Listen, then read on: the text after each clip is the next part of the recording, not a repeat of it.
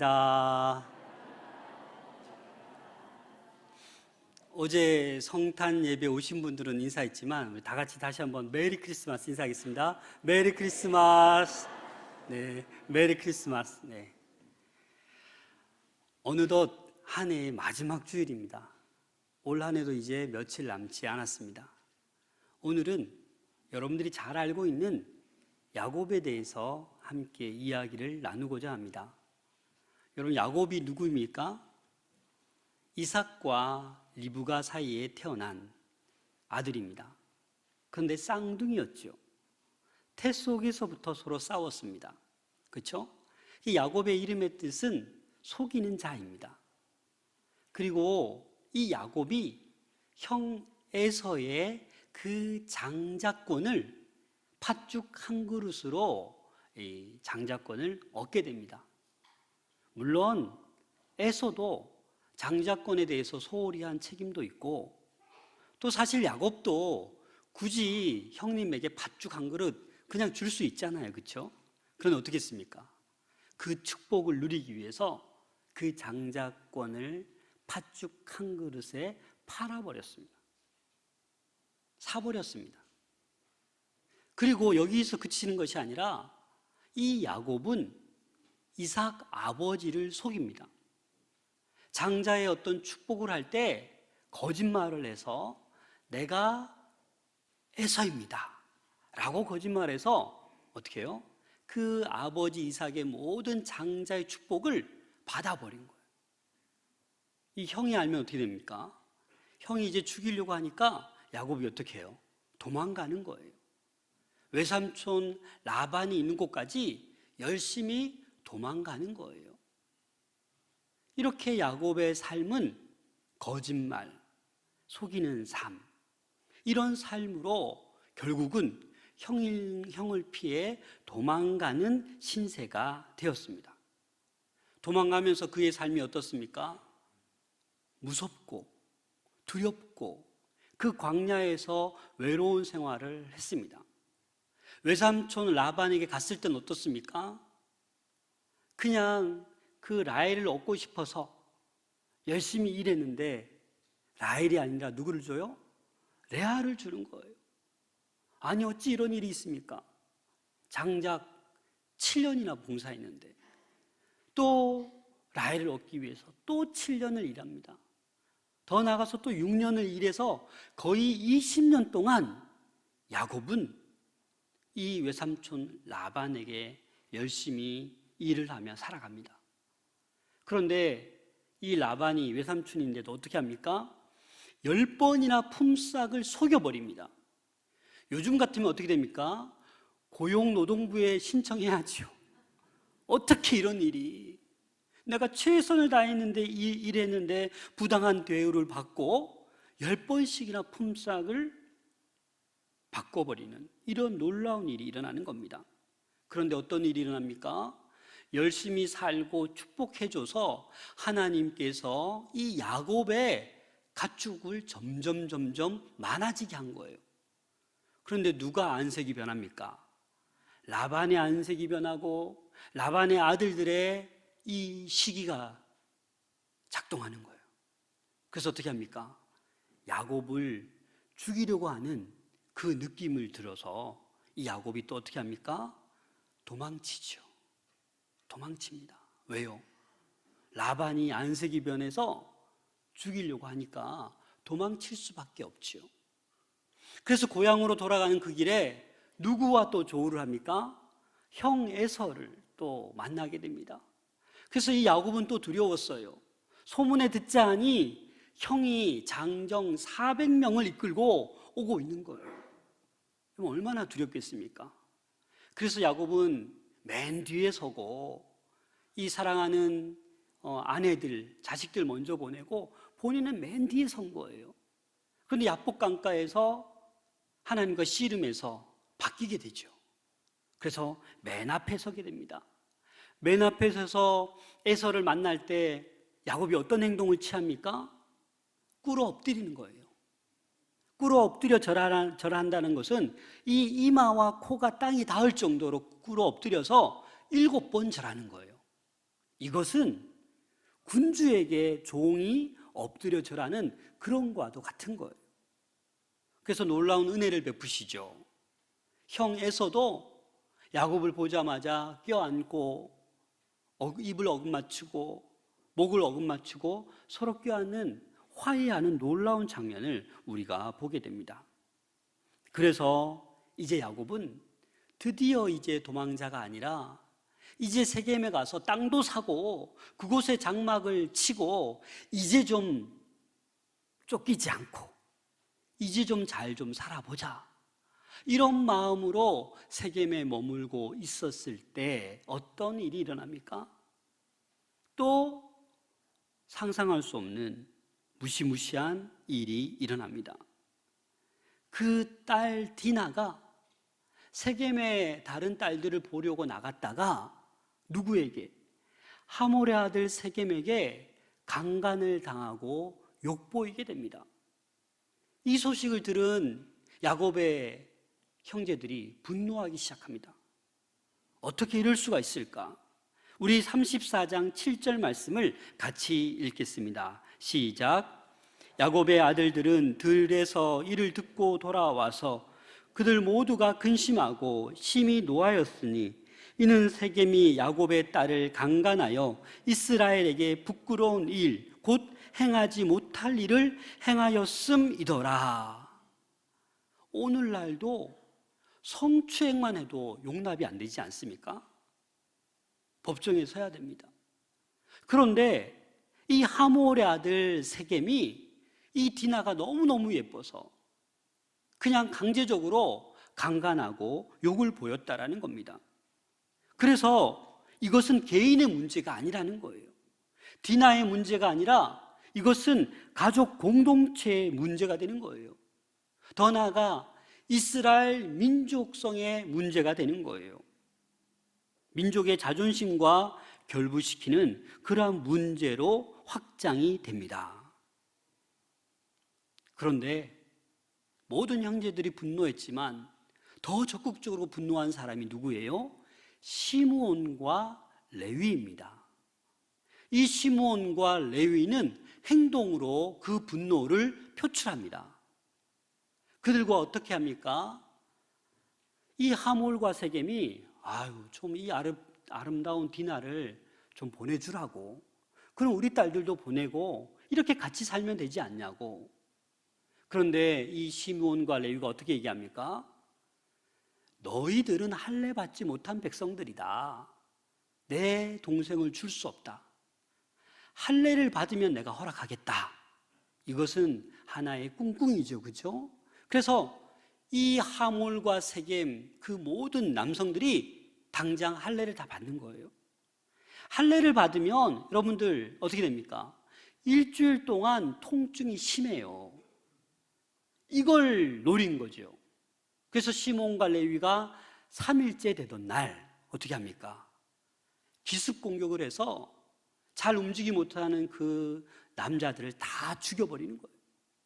그리고 아내와 아이들 그 모든 것들을 노력해서 돌아오게 됩니다. 여기서 여러분 왜 시므온과 레위만 이렇게 적극적으로 행동할까요? 이 야곱의 아들들 가운데 루벤은 첫째 장자입니다. 그래서 함부로 전쟁에 보내지 않습니다. 만약을 위해서. 그런데 이 시므온과 레위는 누구냐면 레아가 낳은 아들들입니다. 이 디나가 누가 낳은 딸이에요? 레아가 낳은 딸이에요.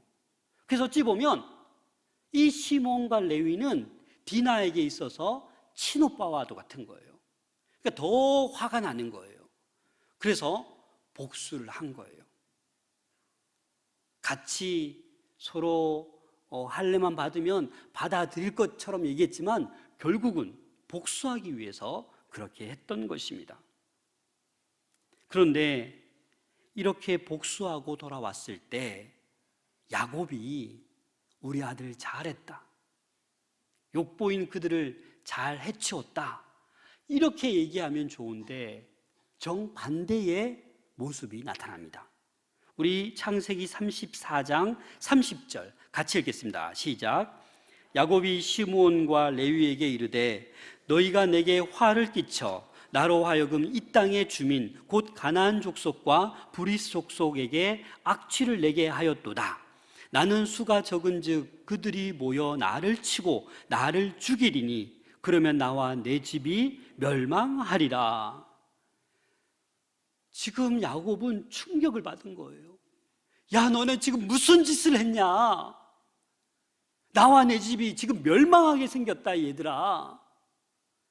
그렇게까지 할 일이 아닌데. 이 공동번역으로 보니까 악취를 내게 했다라는 말이 공동번역과 세번역에는 추한 인간이 되었다, 이런 표현이에요. 야, 순리대로 해야지. 왜 그렇게 그 남성들을 다 피바다 만들고 다 죽여버렸냐? 이제 가나안 족속들이 나를 뭐라고 생각하겠냐? 이 추한 인간 야곱, 그 아들들 그렇게 부르지 않겠냐라고 지금 그 보복 행위에 대해서 야곱은 지금 분노하고 있는 거예요. 이것이 얼마나 큰 충격이었으면 이 창세기 49장에 가면 이 야곱이 아들들을 축복하는데 이 시몬과 레위에게는 축복하지 않습니다. 잘 읽어보세요. 저주를 합니다. 왜요? 이 사건 때문에 너무 경솔하게 행동했다라는 겁니다. 이제 야곱에게는 또 다른 두려움이 찾아오는 거예요. 야, 형 에서에게 도망쳤던 두려움, 외삼촌 라반에서부터 또 도망다니는 그 두려움 다 잊은 줄 알았는데 또 새로운 두려움이, 오히려 개인적으로 에서 라반이 아니라 이제 가나안 족속이 연합하여 야곱을 공격해올 이것을 생각하니 나 이제 망했다. 이런 두려움 속에 지금 야곱이 놓여져 있는 것입니다. 이런 두려움 속에 고민하고 있는 야곱에게 하나님이 어떻게 하십니까? 그냥 방치해 두지 않으셨습니다. 하나님은 믿음의 종이 두려움 속에서 헤매는 거 원치 않으십니다. 그래서 하나님은 이 야곱의 삶에 다시금 개입하십니다. 1절 말씀 같이 읽겠습니다. 시작. 하나님이 야곱에게 이르시되 일어나 베델로 올라가서 거기 거주하며 내가 내 형 에서의 낯을 피하여 도망하던 때에 내게 나타났던 하나님께 거기서 제단을 쌓으라 하신지라. 아멘. 가만히 보시면 누가 야곱에게 이르시는 거예요? 하나님이 두려움 가운데 있는 야곱에게 다시 나타나셔서 말씀하십니다. 두 가지 말씀을 하십니다. 뭘 어떻게 하라고 하십니까? 베델로 올라가라. 거기 가서 하나님께 제단을 쌓으라. 이 두 가지를 명령하십니다. 일어나 베델로 올라가서 거기에서 제단을 쌓으라. 이 베델은 세겜에서 한 30km 정도 됩니다. 그럼 어떤 거리입니까? 지금처럼 일직선 도로가 아니라 꾸불꾸불하기 때문에 이 30km를 적어도 하루 종일 걸어가야 될 거리예요. 그렇죠? 그러면 이 야곱 일행이 베델로 간다라는 소식을 가나안 족속이 듣겠습니까? 안 듣겠습니까? 그 주변에 다 있는데 들으면 공격하러 오겠죠. 또 이 베델은 세겜보다 고도가 한 300m 높습니다. 여러분 팔룡산이 혹시 몇 메다인지 아십니까? 326m인가? 네, 하여간 이 베델은 세겜보다 그렇게 쭉 걸어가서 더 높은 곳에 있는 거예요. 그래서 하나님께서 베델로 올라가라 이렇게 말씀하고 있는 겁니다. 이 베델이 어떤 곳입니까? 야곱이 에서 형을 피해서 도망갈 때 이 베델에서 한 돌을 취하여 베개를 하고 잠을 청하였을 때 환상, 꿈을 꾼 거예요. 사닥다리 환상을 보고 하나님의 위로와 약속의 말씀을 들었던 곳이 어디예요? 베델이에요. 그래서 야곱이 뭐라고 했냐면, 하나님, 저로 하여금 평안히 고향으로 돌아가게 하시면 제가 이곳에 돌이 세운 이곳에 하나님의 집이 되게 하겠습니다. 하나님께 11조를 바치겠습니다 라고 소원했던 곳이 바로 이 베델 은혜의 자리예요. 그래서 이 베델은 이 야곱이 잊을 수 없는 곳이에요. 아마 이쪽으로 갔었어야 되는데 세겜에서 땅 사고 아마 영적으로 야곱이 좀 약간 둔해진 것 같습니다. 그래서 하나님께서 다시 깨우침을 주시자 다시 떠오른 거예요. 그렇지, 베델이 있었지. 내가 하나님과 소원했던 그곳이지. 창세기 28장 15절 말씀 같이 읽겠습니다. 시작. 내가 너와 함께 있어 내가 어디로 가든지 너를 지키며 너를 이끌어 이 땅으로 돌아오게 할지라. 내가 내게 허락한 것을 다 이루기까지 너를 떠나지 아니하리라 하신지라. 야곱이 큰 외로움과 두려움 가운데 있을 때 하나님께서 만나주시고 이 약속의 말씀을 해주신 곳이 바로 베델이라는 곳입니다. 언약의 장소, 처음 언약을 맺은 장소, 두렵고 떨림 속에 고민하고 있을 때 하나님께서 개입해 주신 그 장소, 하나님을 만난 곳 베델이라는 거예요. 이러한 초대의 야곱은 어떻게 행동합니까? 베델로 일어나 올라가라고 했을 때 야곱은 어떻게 행동합니까? 2절 말씀 함께 읽겠습니다. 시작. 야곱이 이에 자기 집안 사람과 자기 외에 함께한 모든 자에게 이르되 너희 중에 있는 이방 신상들을 버리고 자신을 정결하게 하고 너희의 의복을 바꾸어 입으라. 야곱은 자기 어떤 집안 사람과 자기와 함께한 그 모든 자들에게 바로 얘기하는 거예요. 세 가지를 얘기합니다. 이방 신상을 버려라, 정결하게 하라, 그리고 어떻게 해요? 의복을 바꾸어 입어라. 레위기 12장에서 15장에 보면 이 정결 예법이 나옵니다. 이 정결하기 위해서는 목욕을 해야 되고 털을 깎아야 되고 옷을 깨끗하게 해야 정결하게 되는 거예요. 그래서 이곳 가운데 지금 하나를 얘기하는 거죠. 옷을 바꿔 입어라. 이것은 철저히 회개하라라는 말씀이에요. 우리는 회개하고 하나님 백성이 되었습니다. 옛사람은 벗어버리고 새사람이 되었어요. 그렇죠? 근데 우리는 자꾸 옛사람으로 돌아가려고 합니다. 명예를 쫓아가려고 하고 물질을 쫓아가려고 하고 세상 부귀영화를 쫓아가려고 합니다. 그래서 하나님은 이 야곱을 초대했을 때 야곱은 즉각적으로 가족들과 모두에게 바로 우상을 버리라고, 정결하게 하라고, 의복을 바꾸어 입으라고 이렇게 말씀하고 있습니다. 여러분, 한 해가 얼마 남지 않았습니다. 오늘도 이 시간을 통하여서 저와 여러분들에게 이렇게 말씀하십니다. 일어나 베델로 올라가라. 베델로 올라가라. 이 베델이 은혜의 장소입니다. 약속의 장소입니다. 하나님을 만났던 곳입니다. 여러분들의 베델은 어디입니까? 이러한 말씀을 하면서 이 공통점이 있습니다. 베델을 향하여 야곱과 그 일행이 다시금 새 출발하라라는 겁니다. 너희들이 지금까지 여기까지 오면서 그 취했던 우상들, 그 신상들 다 벗어버리라는 거예요. 야곱이 이러한 선포를 할 수 있었던 원동력이 무엇이었을까요? 그것은 바로 3절에서 말씀하고 있습니다. 3절 말씀을 같이 읽겠습니다. 시작. 우리가 일어나 베델로 올라가자. 내 환난 날에 내게 응답하시며 내가 가는 길에서 나와 함께 하신 하나님께 내가 거기서 제단을 쌓으려 하노라 하매. 야곱은 옛날에 그 은혜가 바로 떠올랐던 거예요. 어떤 은혜? 내가 환난 날에 부르짖었을 때 바로 응답하시는 하나님, 내가 어느 길로 가든 나와 함께 하시는 그 하나님을 야곱은 경험했던 거예요.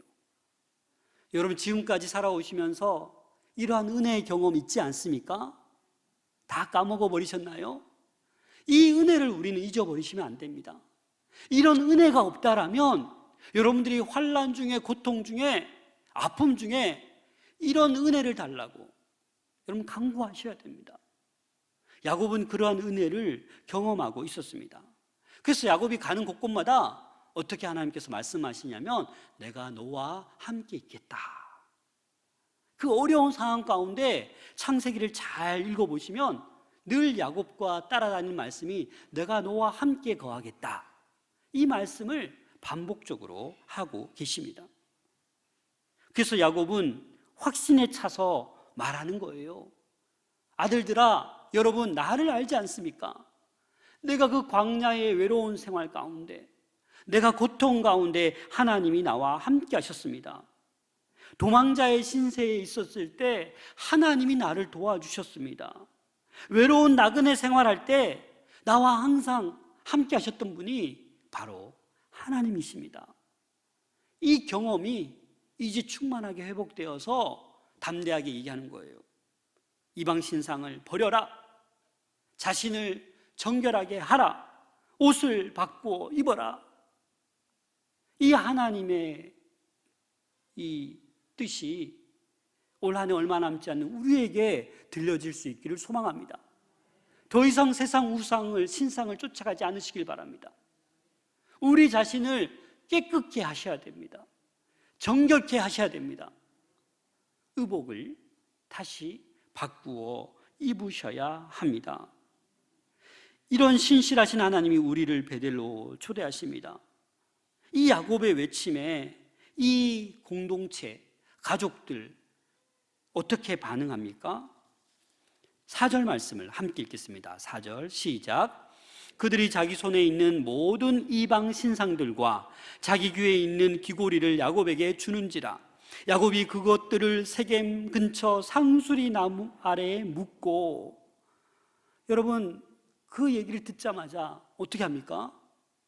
다 이방 신상을 다 야곱에게 주는 거예요. 귀에 있는 귀고리도 다 주는 거예요. 왜 이렇습니까? 그 말에 신뢰를 하는 거죠. 그 야곱의 외침에 다 순종하고 있는 거예요. 여러분 라헬이 집에서 도망 나올 때 뭘 훔쳐가지고 나왔어요? 드라빔, 이 우상 신상이잖아요. 세겜에서 그 남자들을 다 죽이고 뭘 가지고 왔어요? 온갖 그 가나안의 신상들을 가져왔겠지요. 근데 여러분 이 귀한 것들을 이 한마디에 야곱에게 주는 거 쉽겠습니까? 하지만 이 공동체 가운데 하나님께서 임하셨기 때문에 다 가지고 오는 거예요. 이 귀고리는 부적과도 같은 것입니다. 일종의 부적입니다. 그래서 세겜 근처 상수리 나무 아래 다 묻었습니다. 이 세겜 근처 상수리 나무는 창세기 12장 6절에 보면 아브라함이 처음으로 가나안 땅에 들어와서 머물렀던 곳이 세겜 상수리 나무 아래입니다. 새 출발하기 위해서, 하나님과 함께하기 위해서 순종의 자리로 야곱과 모든 사람이 나아갑니다.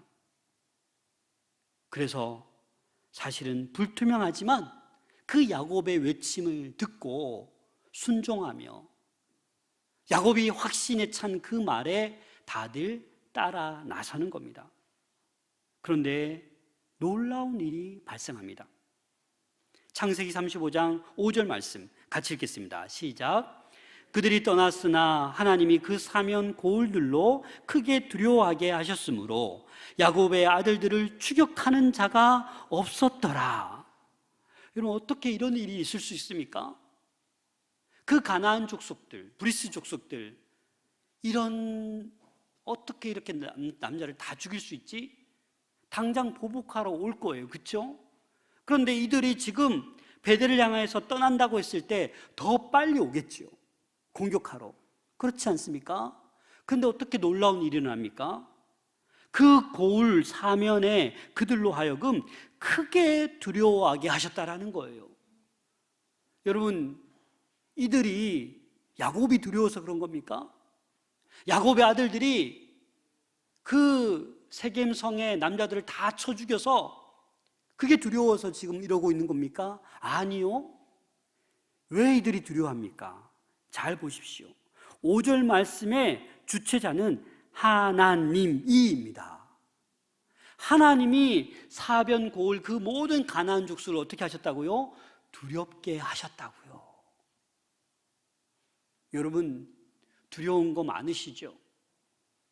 우리에게 두려움의 대상이 하나님이 함께 하시면 그 모든 대상들이 사라질 줄로 믿습니다.